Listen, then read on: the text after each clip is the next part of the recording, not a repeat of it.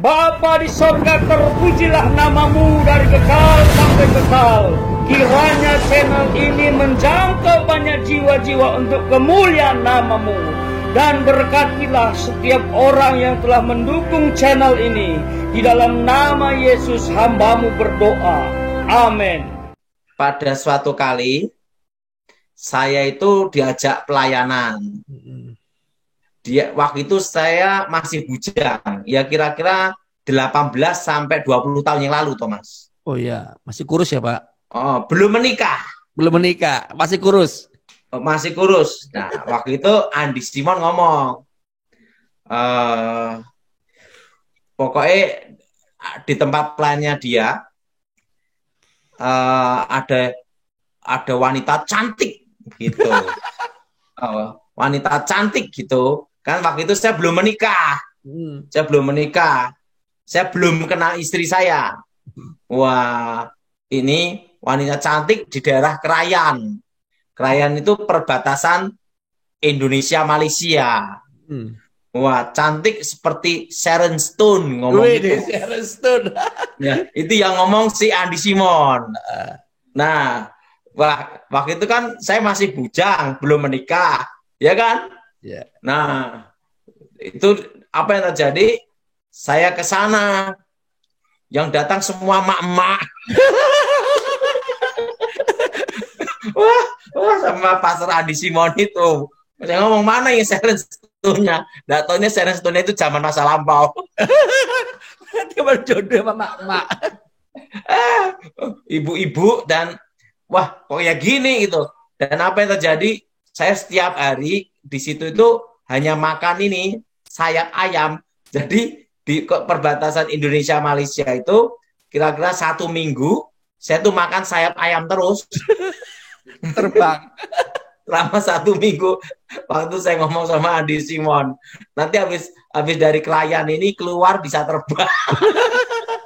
Aduh. Jadi pengalaman saya sama Andi Simon itu, dia aja itu pelayanan di Krayan, Sharon Stone. Makanya kalau ngomong Sharon Stone dia ketawa cekikikan itu. Dan sebenarnya kalau kita lihat Pastor Andi Simon, Thomas, memang pada waktu 15 tahun ke atas, kira-kira 18 sampai 20 tahun lah ya. Memang dia itu ada karunia khusus memang. Terutama karunia kesembuhan. Nah, waktu itu saya ngeliat dalam pelayanannya. Nah, tapi waktu itu belum menonjol. Maksudnya belum ada kesempatan untuk naik gitu loh. Nah, tapi apa yang terjadi, memang dia dipakai Tuhan dengan cara Tuhan tersendiri gitu loh, Thomas. Nah, kita tidak bisa seperti Andi Simon. Tidak bisa. Kita tidak bisa seperti dia. Kalau bidang saya kan tentang setan, bukan tentang kesembuhan gitu loh. Yeah. Nah, dan apa yang terjadi?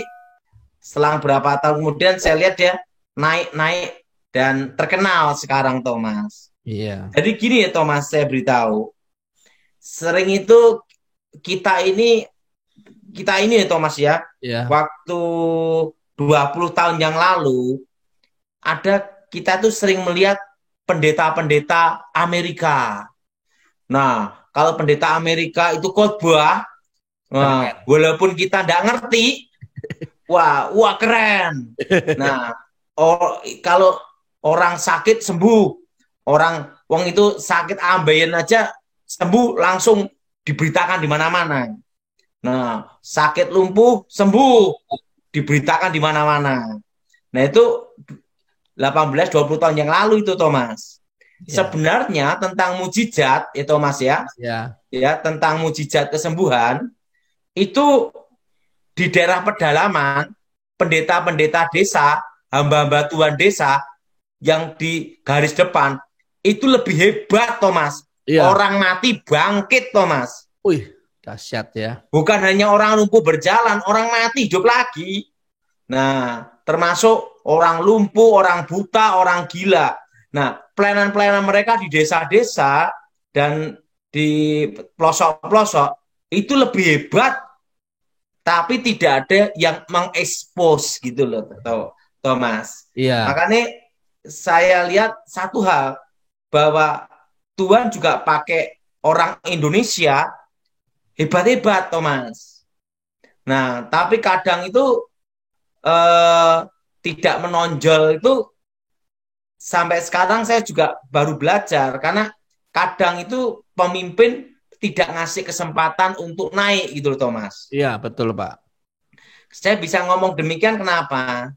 Saya punya seorang guru rohani, pembimbing itu Pendeta Gilbert Lumaindong. Saya perhatikan jarang ada seorang figur hamba Tuhan seperti Pendeta Gilbert Lumaindong memberi kesempatan bawahan anak buah untuk naik. Nah, saya waktu bertobat tahun 93 itu diberi kasih kesempatan sama Pendeta Gilbert untuk pelayanan-pelayanan.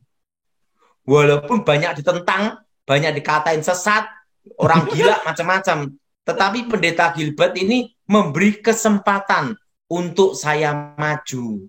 Jadi seorang pemimpin yang baik memberi kesempatan bawahan atau yang dibimbing untuk naik. Seorang guru yang berhasil kalau punya murid lebih hebat dari gurunya.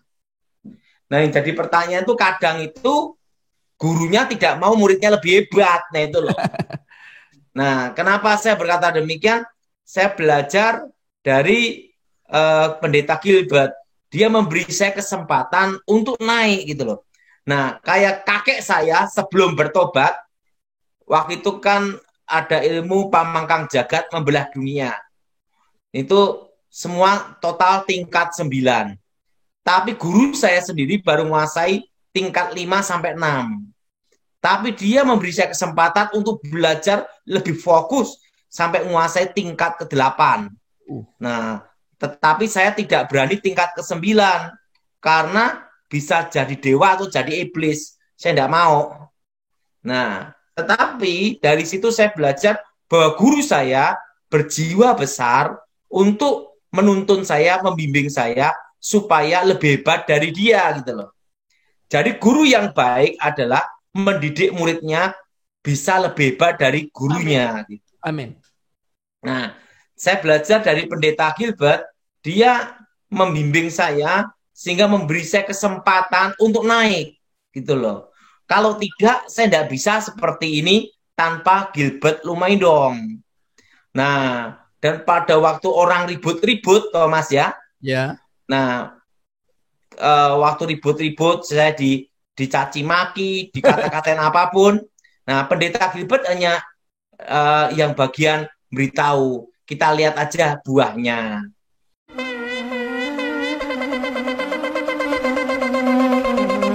Joy to the world, the Lord is come. Let earth receive